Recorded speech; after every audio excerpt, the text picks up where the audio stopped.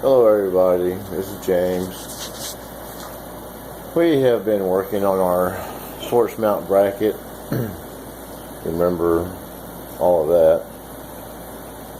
It's been a joy.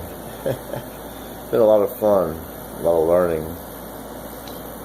Anyways, the last video I was drilling these 5 holes, I'm sorry, with one of the wizards in Mach 3.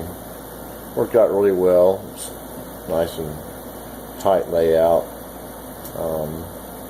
I countersunk them after that, and I milled a notch in this plate for this to set in.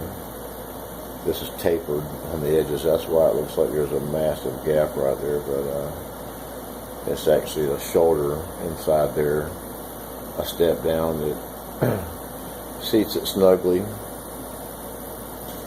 So eventually, this is going to mount up here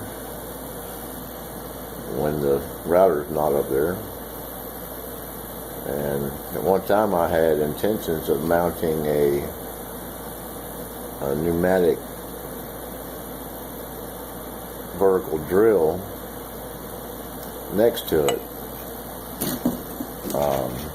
For drilling holes and laying out. So anyways, today we're starting tonight. We haven't quite finished our torch mount. We have a couple other things to do. We have to drill a hole for mounting and drill a couple of more holes for where the torch goes through it. Right along in here on both sides, I'll drill and tap a hole through it, and it'll clamp from both sides the head of the torch and keep it vertical. And I haven't figured out exactly what I'm going to do with the trigger yet, since this plasma cutter is not going to be my permanent one. I don't want to go extensive on the design, but I drew up something the other night that I think would work. That's a little cam with a spring lock on it. Flip it over, it's on. Flip it over, the other way, it's off. 180 degree cam, basically. So that's a thought. So anyways,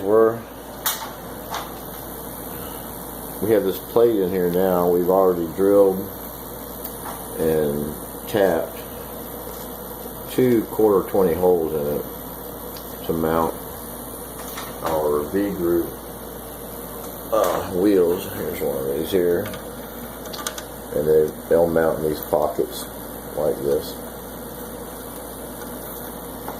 Give you a side profile shot. And I told you it was going to be the same setup on this carriage as I have on my Z-axis with the V-groove rollers and the V-groove rail.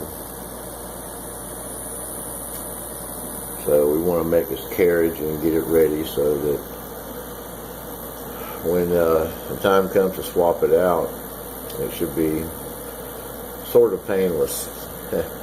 That's my hopes anyways. But this is just the first stage of the carriage. It's a 2-piece adventure. The other part of it, coming 90 degrees off of it, has to be a motor mount plate to take the place of that one. So that's where we are right now. We're getting started on this.